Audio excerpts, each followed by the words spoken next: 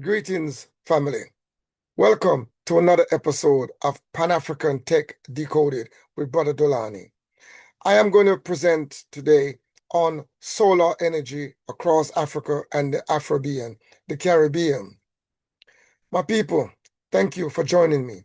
We have a situation of Africa is a mighty continent of almost or over 1 billion people. Yet still we have over 600 million people that's going without consistent access to electricity and power.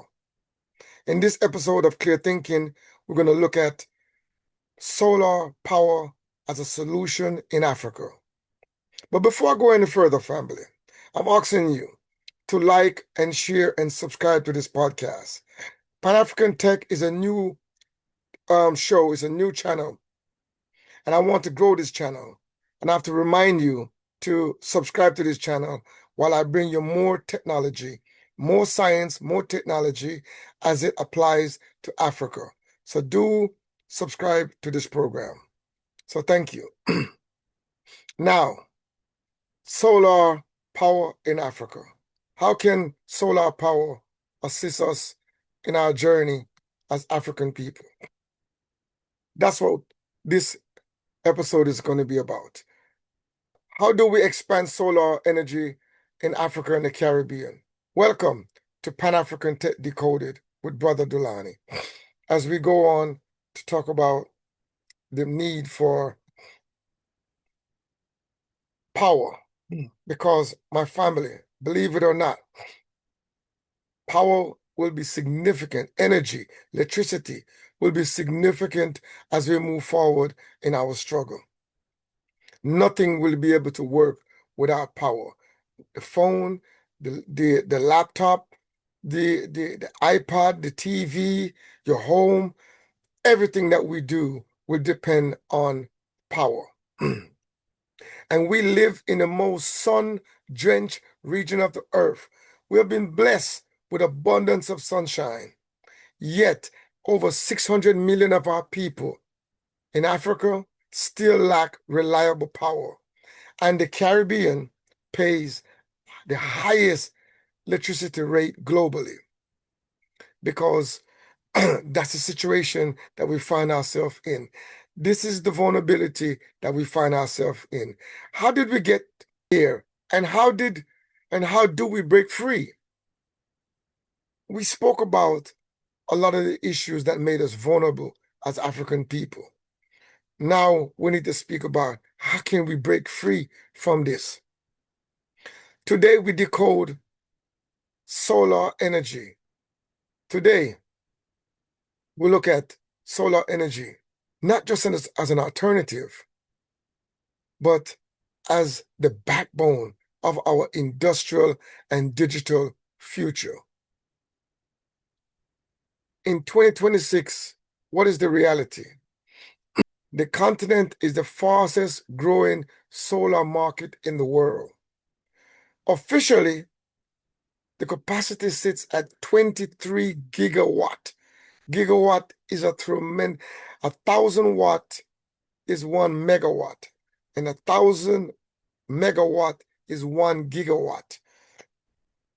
That is a tremendous amount of energy.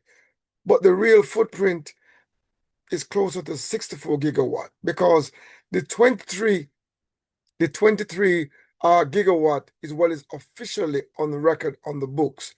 But most people that live off-grid in remote areas are powering their own operations with their own solar panel and their own operation that is off-grid. So there's a massive unrecorded amount of solar power across Africa and the Caribbean. Now, the heavy dependency on oil and fossil fuel has left the Caribbean vulnerable to price shocks and hurricane disruption, as we saw in Jamaica with Hurricane Melissa hit the island. There was a significant delay in energy reaching certain part of the island because they were dependent on gasoline and oil and traditional fossil fuel for transport and for other logistical operation. But with solar energy, we can bypass a lot of that. So why the old grids are failing us? The centralized grids are expensive to build. They're slow to expand and dangerously easy to break. In face of events, global supply shocks, and when we talk about events, we're talking about catastrophic or climate events, issues that can reach us, disaster. Once our grid get hit, all power goes out. Everybody have to wait until all the lines have been restored, all the transformers are restored, and electrification takes months to restore it. Now, if you look at the cost barrier, building transmission infrastructure across vast terrain of the island is very expensive. And on top of that, it's very fragile because a single hurricane or drought or flood can significantly damage the grid. And it can damage the grid significantly. So we have to be very careful in how we plan. Now, we have to now, even when we get the chance to rebuild our grid, we have to do it in a very resilient way. We have to do it where it's hurricane prone, drought prone, water prone.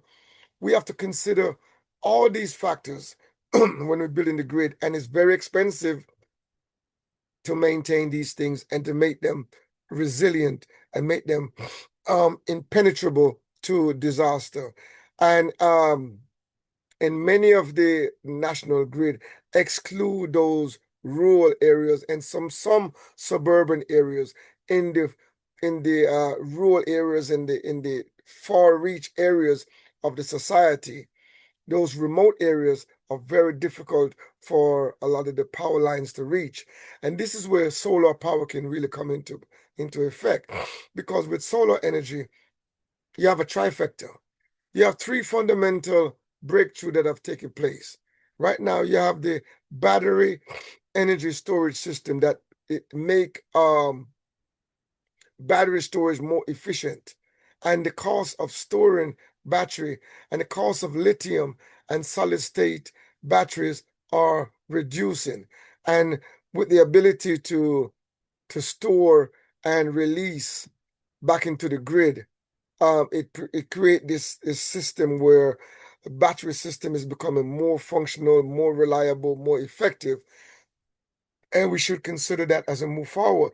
Now, there is also the thing called Perovskite and tandem cells, where they have created these like crystals like that can increase the capacity of photovoltaic cells. They can increase their capacity by about 30%, between 25 and 30%, but they don't last very long. So they have been able to embed them into with the regular solar panel and protect them with all kind of glass and insulation to make them last longer. So these are some of the changes that's taking place in this space. And then also with the battery, with the Perovskite cells, and also with the integration of AI to monitor the grid, to monitor the weather, to be able to move the energy distribution according to weather patterns. So whenever there's a lot of clouds where the sun is blocked, you can move to other areas and move the solar energy distribution to areas that lack sunlight, and then utilize the one from the sunlight into areas that have a lot of clouds. So, and a lot of the solar panels are movable as well, where they can move along with the sun. So there's always a way to keep the energy flowing without any disruption in the supplying of electricity. So we're gonna have to use the highest technology available to us, the best logistical operation to be able to move things around to get solar energy to constantly flow. And right now, when you look at the global production of solar energy, Africa only right now consume or capture about 1% of the global solar energy supply chain. China have about 59% of the battery production market shares. North America have about 48% of the photovoltaic capacity. Those are the cells that actually transform the sun into energy. America has about 50% of that market, and India have about 25% of that market. So we have to be very careful and very intentional, because we have a lot of the resources that's necessary for for for battery production, for solar energy to enable. We have the lithium, we have the cobalt. We can create the battery system. I did a previous presentation about how Africa can become a battery superpower, because Africa has so much of the natural resources necessary to build batteries, such as lithium and cobalt, which is in abundant in Congo, in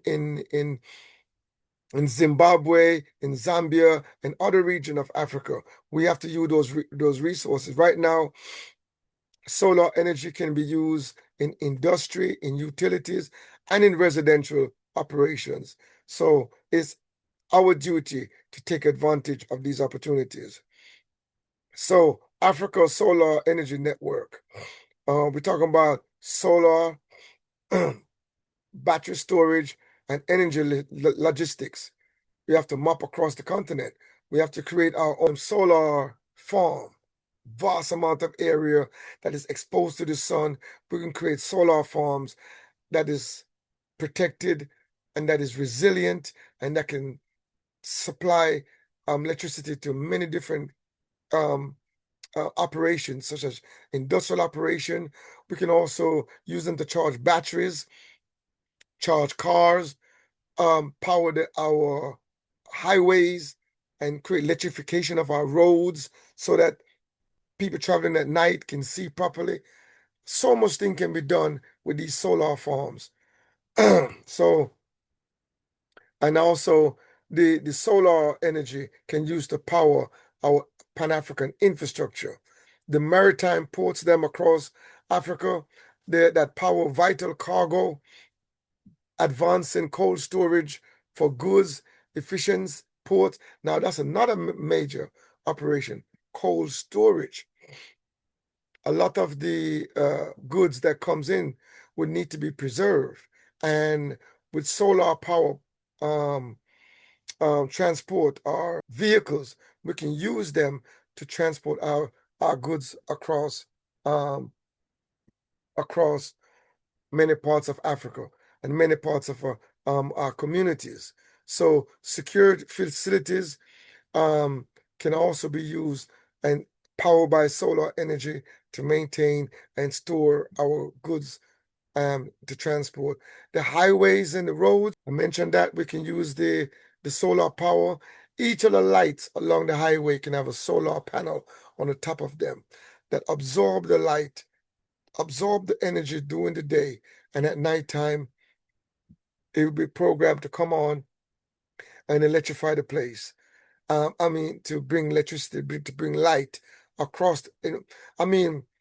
For kilometers and kilometers of roads can all be lit up by solar energy, just by installing solar powered lights and bulbs and battery in each of the lights, and they will absorb the sun themselves, program them to come on at night. Some of them can be motion sensors, some of them can be light sensors. So when it get dark, it automatically comes on. And when it become bright, it automatically turns off. All these things can be done and are being done in many places. In aviations, in many of the airports, you can use solar energy as backup or even as daily operation.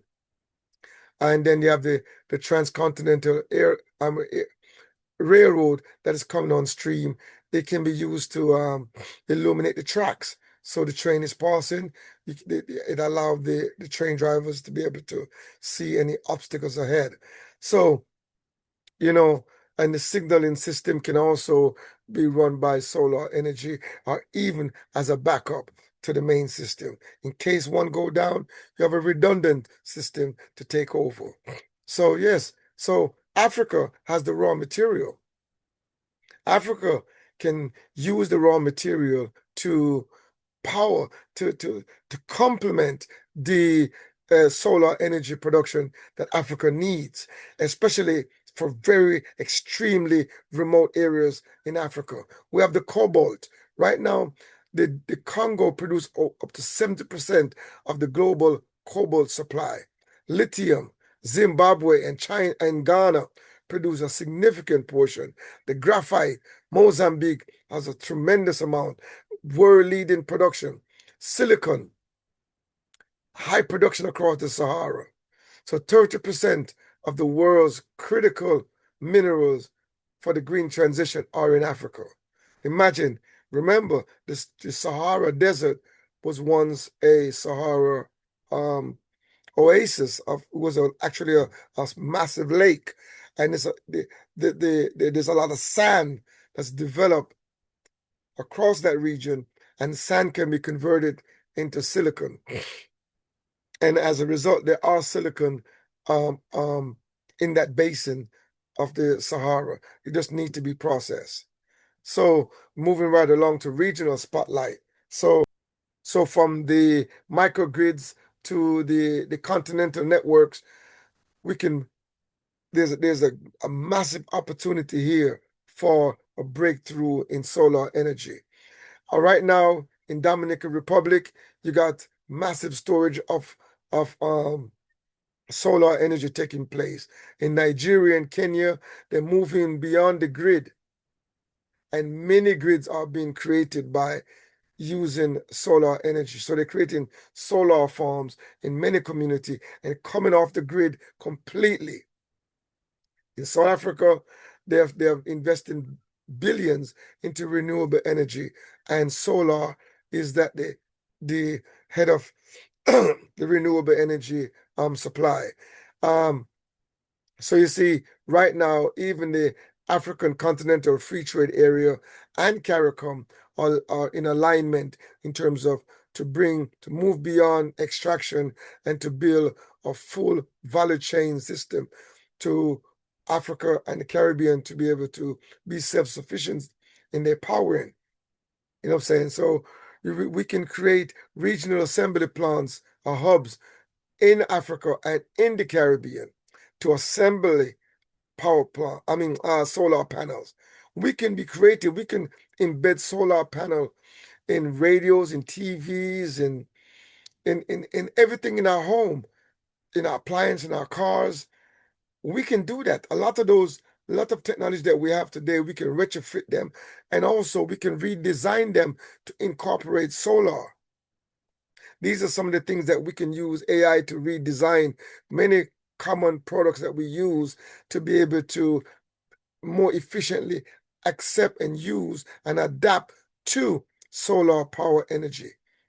You know what I'm saying? So we can reach by 2028 an additional 10 gigawatt capacity of solar energy by planning and structuring how we move forward. So we're looking forward for full self-sufficiency in solar power technology. And that is what we need. We need local production, regional assembly. It all can be done. Africa can do their part, Caribbean can do their part. This can create a lot of jobs for African people on the continent and in the Caribbean, because when you create these assembly plants where we design common products that we use to make them adaptable to solar energy, you're looking at even for instance, light bulb, street lights. We can begin the process of manufacturing our own street lights by the hundreds of thousands, by the millions, and create them in a way where we adapt solar power to our street lights. And that can be done in each African countries that have these mega highways. They can create jobs for local youth. Leaving school can go and work in solar factories that can actually create light bulbs and adapt and fix and assemble light bulbs that can go and deploy across the country on all the roads, them rural roads, major roads, so there can be electrification or lighting taking place across each individual countries. So that's a major opportunities there. Radios, when you're out in the remote areas, you can have your radio run by solar panel.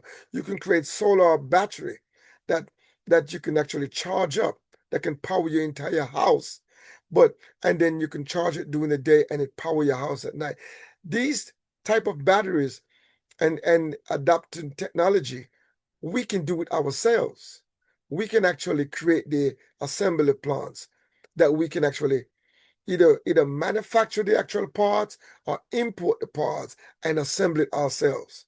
So we can start off by importing the parts, assembling, and then move on to manufacturing and assemble our own, design, manufacture, and assemble our own solar power devices to be able to bring electricity and light to our people across our countries.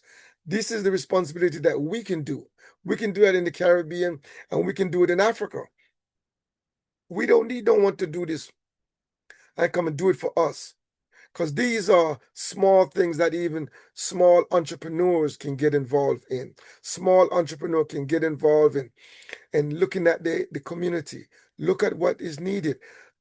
Some community don't have no electricity. Some community don't have no street lights, and the women and the children have to walk the streets at night. They have to walk home. Some of them have to walk home from school. They have to walk home from churches, from community and civic duties at night. And it's not safe for them to walk in the dark. So by coming up with proposal, either to the community councils or to community leadership to provide electricity, you can create a business and opportunity around that, even within local communities, and expand it out into broader territories. So that's one area where solar can have an effect. Now, on a bigger level, with the actual production of batteries, that is where mega corporations, mega refineries are going to be needed. People like Dangote and other big African investors can invest in actually building refineries that can refine lithium, that can refine cobalt into battery materials.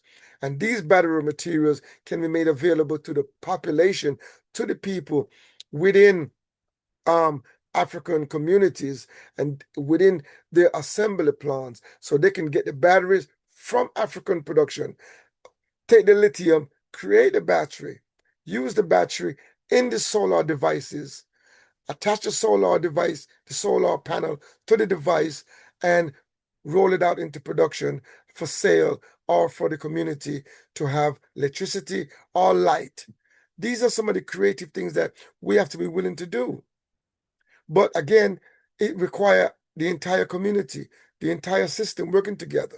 But even if we don't have the entire thing in place at the moment, we can do small things. We can import the parts, the individual components, and we can assemble it. And we can add value to it. And then we can deploy it until such time as we can now begin to manufacture our own parts, manufacture our own batteries, converting our own lithium and cobalt into battery materials. So there's a process there that we have to take control of, eventually move into a high degree of self-sufficiency. So that is my idea, my vision, my proposal along this road towards championing solar energy within our country. You know, we see it example taking place in Nigeria, in Dominican Republic. We see example in Jamaica and Kenya. There are actually operations that is moving right now to try to utilize solar energy and make beneficial use of this. So now, one of the benefit of embracing solar energy is that it gives us the opportunity to leapfrog. So we skip certain things instead of building all these massive wiring system and these massive power plants, and you can bypass it like how we did with the mobile revolution. We skip landline for the most part in Africa and the Caribbean and leap straight into mobile and transform communication overnight. Now we can skip the dirty, centralized coal plants because coal was one of the primary thing that we use to power the power plants that supply electricity to our society and to our companies and to our industries and to our homes. And now we are leapfrogging. We can leapfrog over that whole process and go straight into clean energy. So there's no legacy infrastructure to deal with. There's, the community can design their own energy future. The tech founders rebuilding are building natively off the grid. These things are possible. And the solar infrastructure is at the center of our operation, the center of our development, and not just an afterthought. So this solar energy with the abundance is the most abundant energy available to us is the energy from the sun. It gives us the opportunity to leapfrog over the old bulky, roughened terrain of coal-powered plant and the fossil fuel of production of plant. Because a lot of it is done with fossil fuel and petroleum. And we can even reduce our dependency on that. And now with cars going to electricity, you're going to see a reduction in our dependency on gasoline and oil as the cars and the vehicles. And, we're talking about cars, truck, van, the drones, the helicopters, the planes, as a lot of these vehicle or transport, transform over to electricity. The need for solar would be even in greater demand. Because we can be able to be the powerhouse that actually power the battery. Because the battery needed to store the power. Once we're able to absorb it from the sun, we have to put it into a storable form for use later. So this gives us everything we need. So solar power can power everything that we have. It can be woven across the society. We can have solar hubs that can charge our bike, our bicycle, our cars. The vegetable food stand can have the cash register run by solar energy. People can come and charge their phone. You have community centers that run by solar energy. The homes, the lights, everything can be run by solar power. And because they're becoming more efficient, they're becoming more powerful, and they're becoming more affordable. So we have to embrace this as a technology moving forward to make our lives better. So solar power, we have to also look at it as a way of regaining our sovereignty, because power is not just about powering your mobile phone or powering your car. It's about sovereignty. It's about controlling your destiny. It's about lowering your dependency on outside forces to provide you with power. Because when you're dependent on outside forces, they can always cut you off. And when your energy bill is dependent on the disruption of energy from outside, you are vulnerable to major price swings. You can wake up in the morning and your electricity is now costing, X amount of dollars because your electricity is based on petroleum, fossil fuel. And when fossil fuel is disrupted, the price of your electricity increases. And the same thing goes with food and other areas where you're dependent on fossil fuel and the global market that supply these things to determine the costs for you in your society. So we're saying that we need to have control of our own energy source and our production, where we can increase and decrease our production according to our needs and make us less vulnerable to outside forces. So I want to thank you for just listening and tuning into this broadcast, to listen to this presentation on solar energy across Africa and the Caribbean. Do subscribe to this program, my people, so we can bring you more um, Pan-African tech, science and technology from an African perspective for development in Africa and the Caribbean. I wanted to share it. I wanted to help me to grow. We're going to present more and more aspect of technology, how we can develop technology and apply it across Africa and the Caribbean. So thank you very much. My name is Brother Dulani. Do walk good, my people, and know say I'm here to always provide you with the latest information about African tech, African science and technology. So until we meet again next time, walk good, my people. Respect.